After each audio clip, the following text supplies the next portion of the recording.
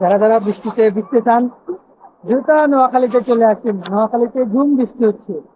বৃষ্টি আসছে বললে বৃষ্টি চলে যায়। হুম, ভাই মানে কি মাথা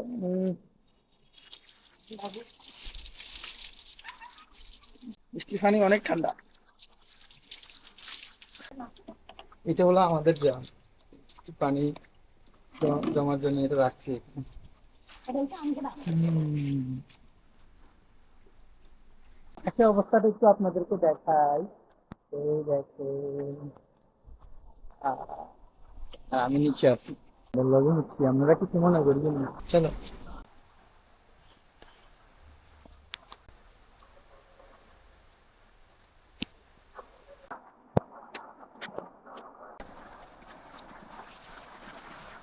টানা প্রচন্ড গরমের পরে যখন হঠাৎ বৃষ্টি আসে, আর বাসায় বসে না থেকে চলে এলাম ছাদে, এই বৃষ্টিতে ভিজতেছি। আলহামদুলিল্লাহ, অনেক ভালো একটা অনুভূতি, খুব সুন্দর অনুভূতি। এই হচ্ছে, কি বলবো আজকে, গত 3 থেকে 4 দিনে এত পরিমাণ গরম পড়ছে, বিশেষ করে নোয়াখালীতে। আমি অন্যান্য জেলার কথা আমি জানি না, সো গরমে পুরো অতিষ্ঠ হয়ে গেছি। এখন আলহামদুলিল্লাহ রাতেও মোটামুটি বৃষ্টি হয়েছে।